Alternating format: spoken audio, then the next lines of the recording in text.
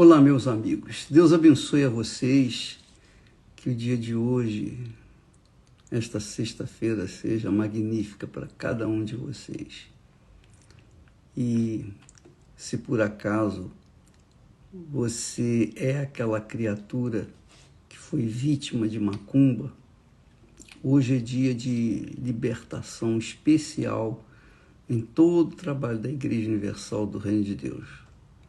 Todos os pastores, evangelistas, obreiros, auxiliares, bispos, estão apostos, trabalhando para libertar aqueles que foram vítimas de macumbaria, bruxaria, feitiçaria, olho grande, olho de inveja, seja lá o que for.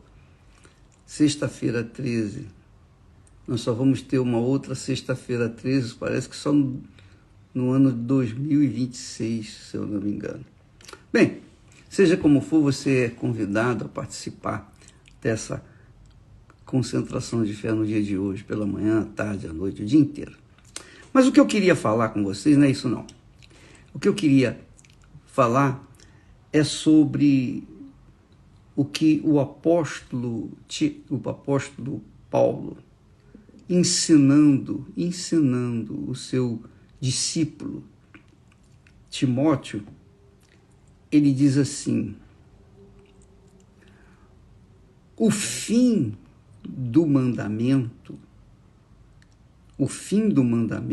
é o amor de um coração puro. O fim do mandamento é o amor de um coração puro e de uma boa consciência e de uma fé não fingida. Então ele diz aqui, ele fala de três coisas extremamente importantes, fundamentais na nossa fé, no nosso relacionamento com Deus. Porque, como você sabe, Deus é espírito, não é? Deus é espírito. Significa dizer que Deus não se vê, Deus não se sente, Deus não é tocável. Não, Deus é espírito. E para que haja uma manutenção da nossa fé, do nosso coração puro, do nosso amor para com Ele, é imprescindível a boa consciência. A boa consciência. Ele fala, ora, o fim do mandamento é o amor. Quer dizer, o amor é digamos assim, é o resultado final de todos os mandamentos, de todos os preceitos, de tudo que vem de Deus. Tudo que vem de Deus é para o nosso bem. E o final é o amor. Por isso que João chega ao ponto de dizer que Deus é amor. Define Deus como o amor. Então, o fim do mandamento é o amor. Agora veja bem. O fim do mandamento é o amor de um coração puro. Coração puro. Nós vamos focalizar esse coração puro. O amor de um coração puro, de uma boa consciência e de uma fé não fingida. Três coisas essenciais para a nossa manutenção, para a nossa perseverança na fé, para que nós cheguemos até o fim e venhamos alcançar a coroa da vida. Veja, amiga e amigo, que, presta atenção, por favor, o coração puro é um coração limpo, é um coração desprovido de malícias, de maus olhos. É um coração como de uma criança. Quando você vê uma criança, né, normalmente a criança é pura, é sincera, ela fala na lata. Ih, você está com mau hálito. A inocência dela, ela não está pensando em te criticar, mas ela está falando o que ela está sentindo. Quer dizer, ela é uma criatura pura, inocente, ela não está vendo consequências, porque ela é tão pura, tão transparente, tão sincera, né? Que ela não vê que você vai ficar com vergonha, que você vai ficar vermelho e tal, e tal, e tal. Então, o coração puro, imagine uma criança.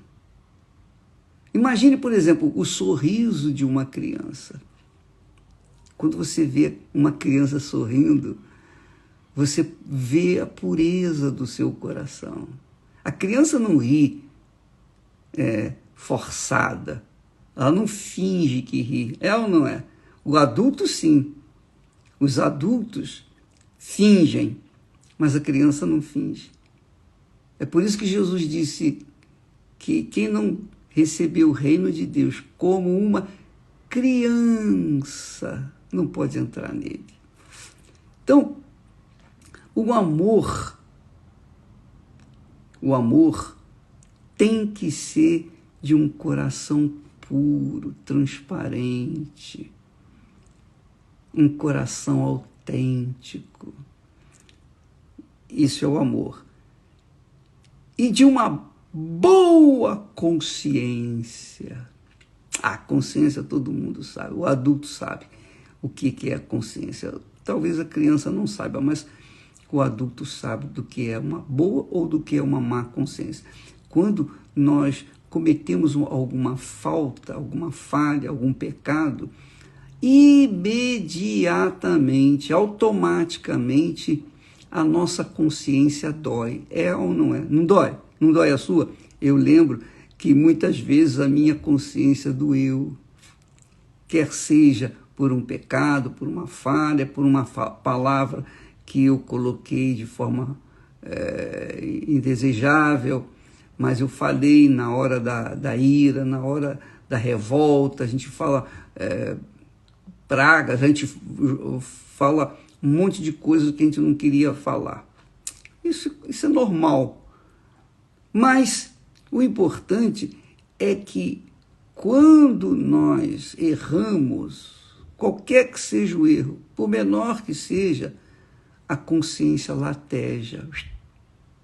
A consciência. Porque a consciência é como se fosse um termômetro da alma.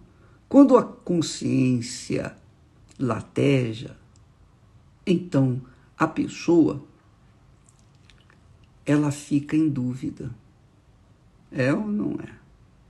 É porque ela sabe, a pessoa sabe que ela cometeu uma falta, uma falha, e que ela vai colher as consequências, os frutos daquilo. Então, a boa consciência. E ele fala de uma fé não fingida. Uma fé não fingida.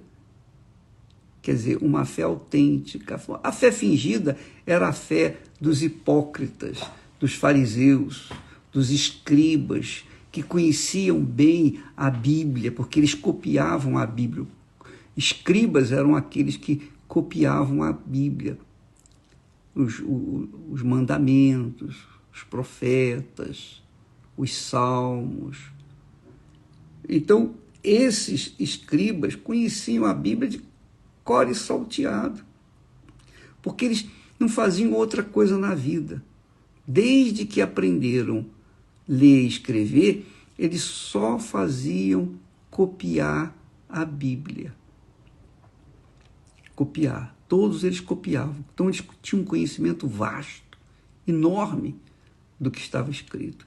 Mesmo assim, a fé deles não era autêntica, não era transparente. Era uma fé fingida, hipócrita. Eles fingiam que criam para os outros, para mostrar para os outros que eram leais, fiéis a Deus. E isso acontece muito dentro das igrejas, religiões.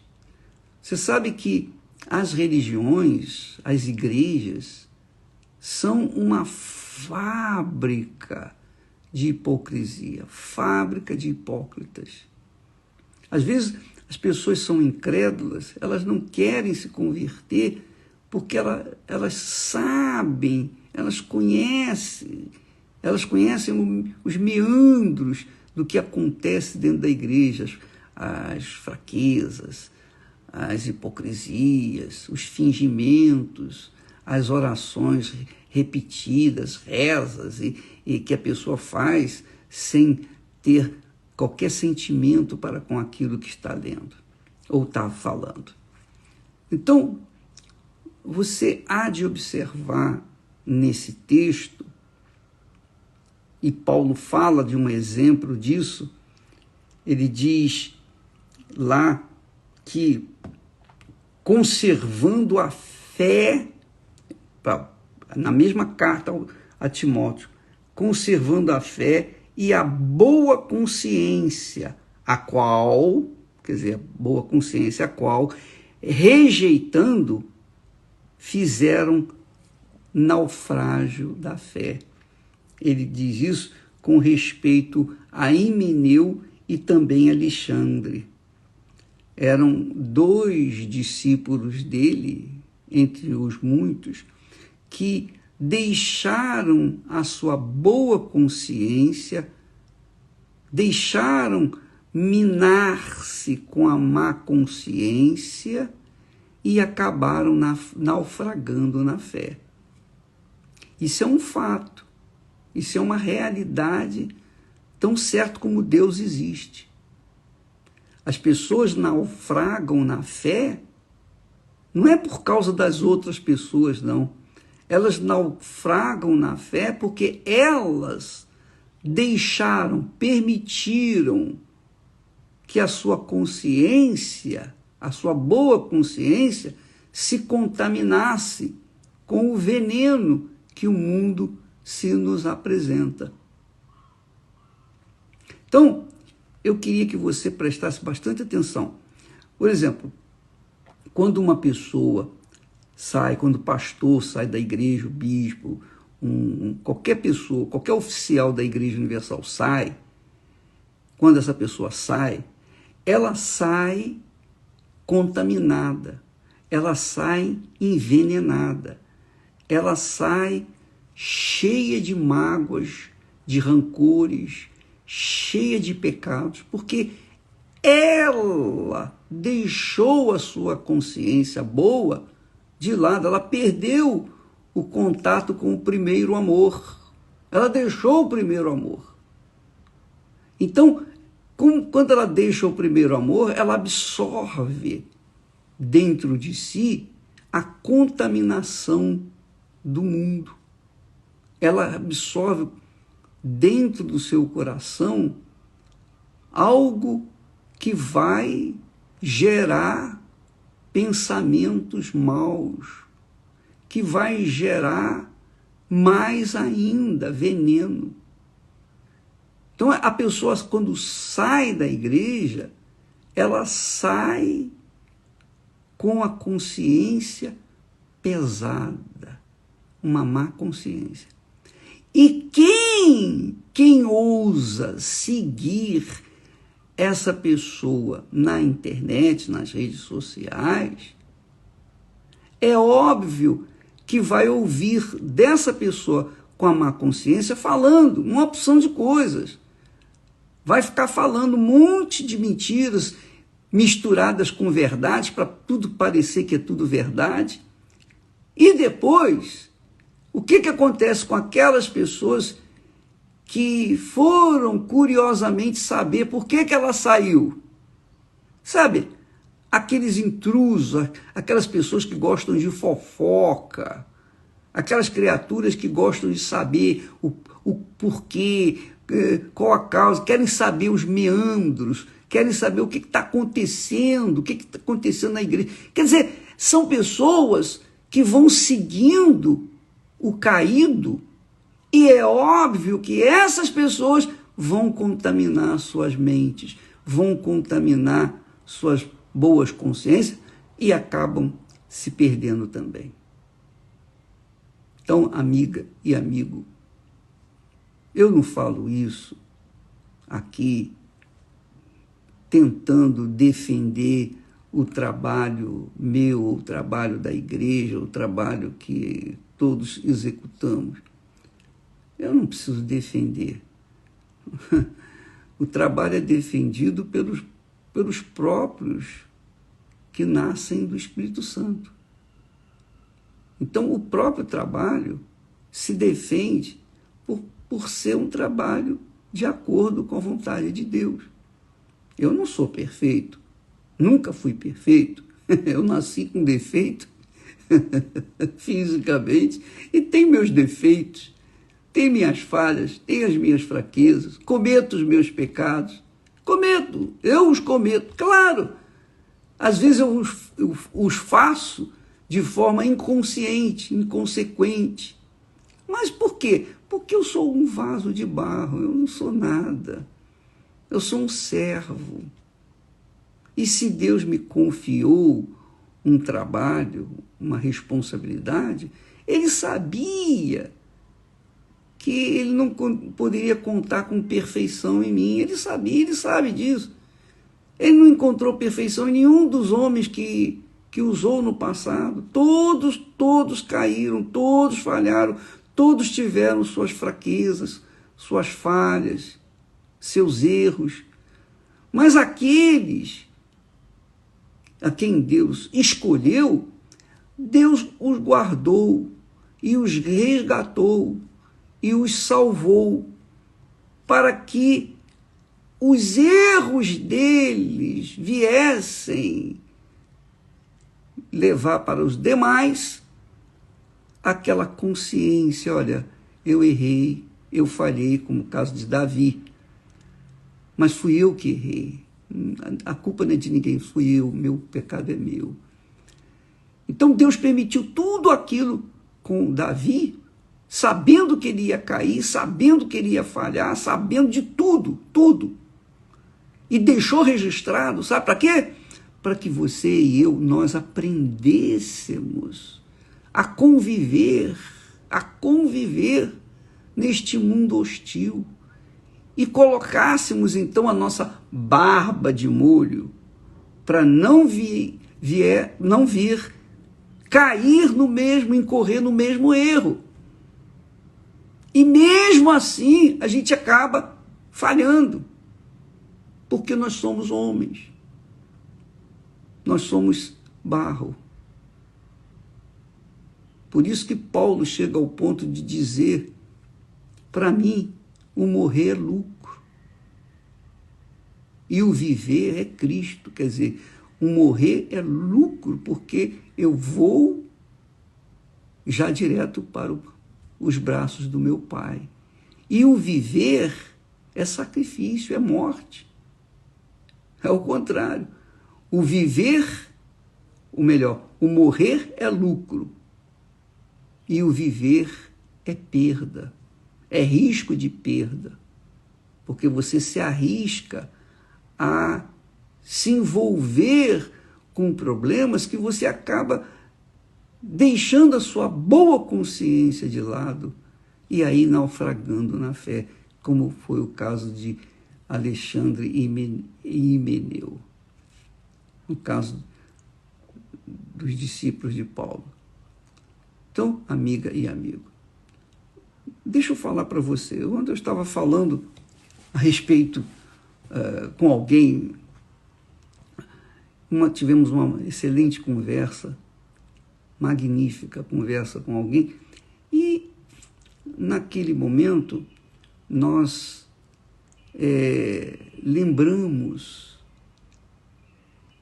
que todos nós falhamos. Todos nós falhamos. Não adianta, não pense que o Bispo Macedo é perfeito, não faça isso. Eu sou um servo de Deus, servo é servo.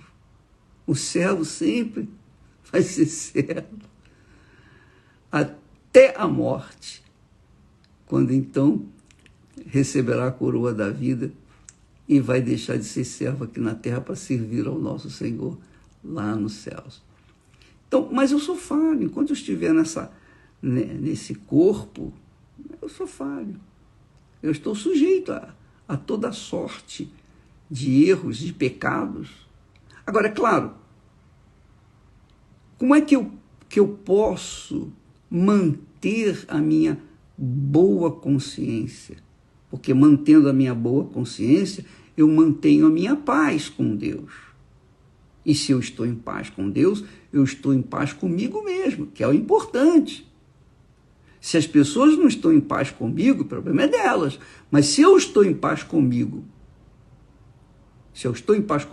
é porque eu estou em paz com Deus. A minha consciência logo aponta que eu estou em paz. Eu não errei, eu não falhei.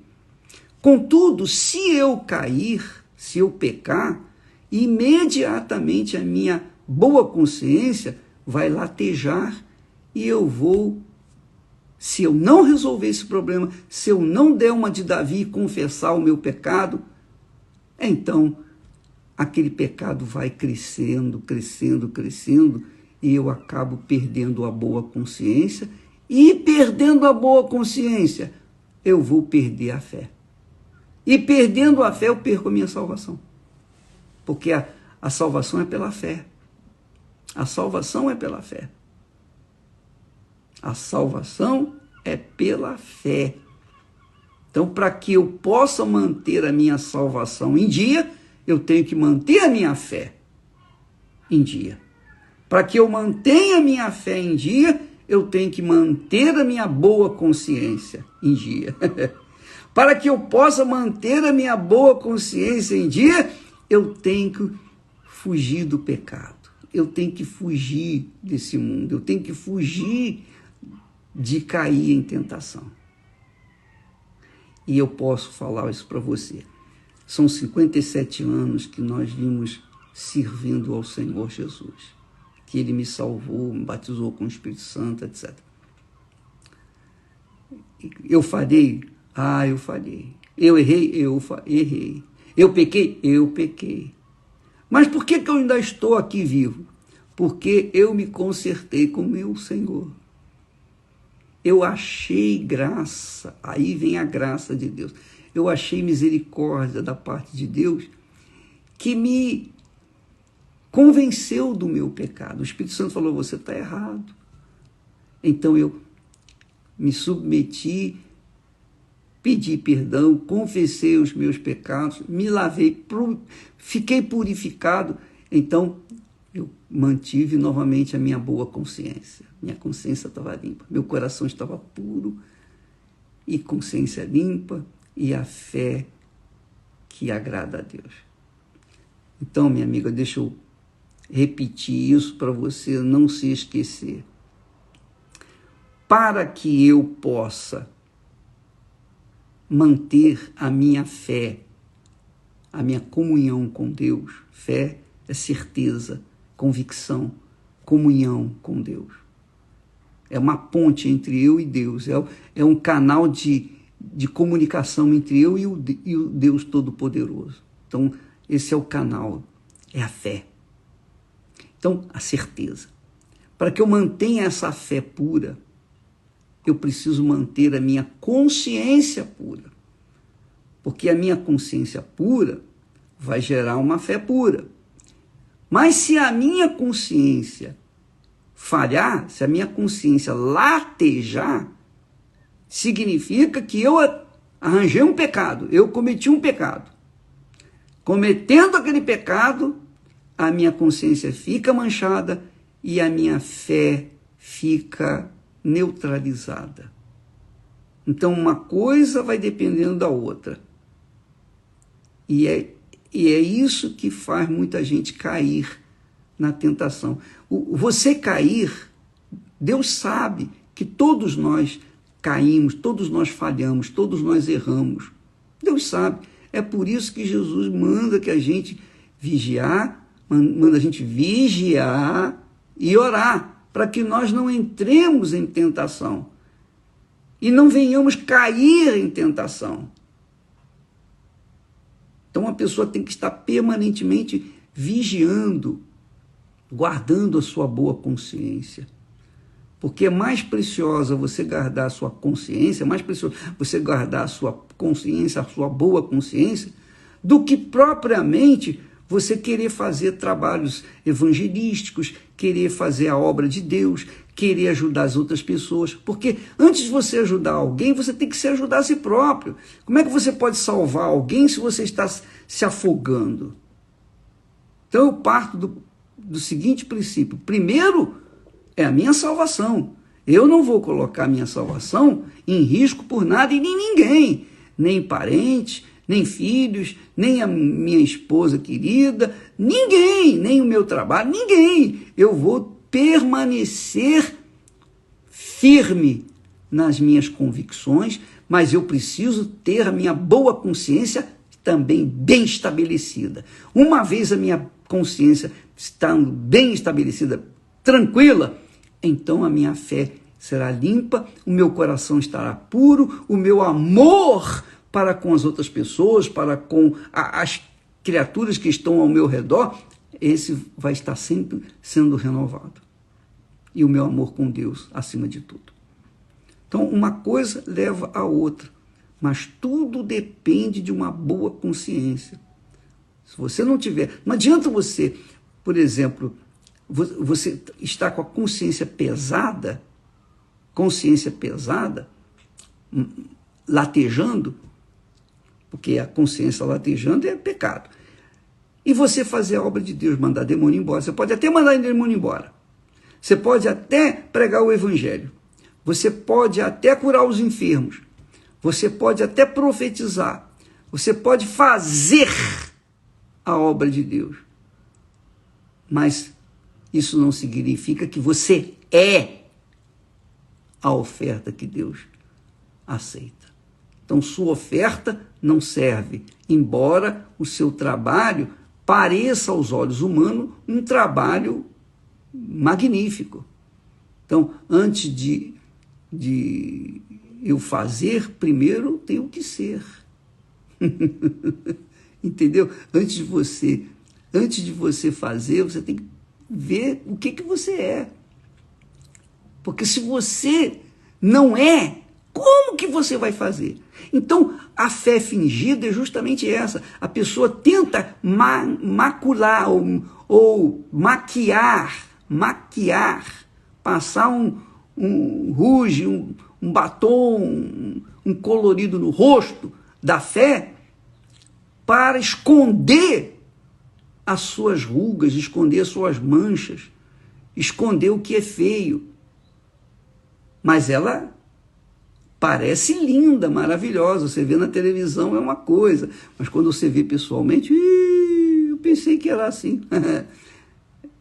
Pois é. Então, para você fazer, primeiro você tem que ser. Primeiro você tem que ser. Para você ser de Deus, você tem que manter uma consciência limpa, pura, imaculada, um coração puro, uma fé não fingida. Bacana, né?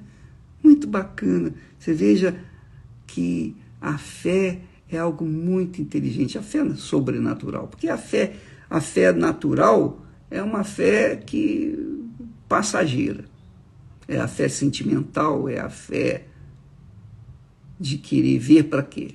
Mas a fé autêntica, inteligente, a pessoa crê para então ver. Então, amiga e amigo, fica esse conselho. Talvez você tenha se confundido aí com essa minha mensagem, mas você deve ouvir novamente. E está aí no Instagram, fica para sempre aí, você pode ver quantas vezes você quiser. Mas amanhã eu vou falar mais sobre a esse respeito, porque esse é um assunto extremamente importante. E preste atenção, muita atenção. Se você tem uma má consciência e conta com a graça de Deus, você está se enganando. A graça de Deus não funciona sem a fé. Paulo fala: sois salvos pela graça, mediante a fé. Sois salvos pela graça, mediante a fé. Quer dizer, Deus nos dá a graça, mas nós temos que apresentar como resposta a fé. A fé que Ele mesmo nos dá. Ele mesmo nos dá a fé. Então, quando nós manifestamos essa fé, fugindo do pecado, da má consciência, fugindo da fé fingida, fugindo de tudo que é aparência do mal, tudo que é mal, e vivendo em paz. Você e Deus, Deus e você. Deus abençoe vocês em nome do Senhor Jesus. Amém.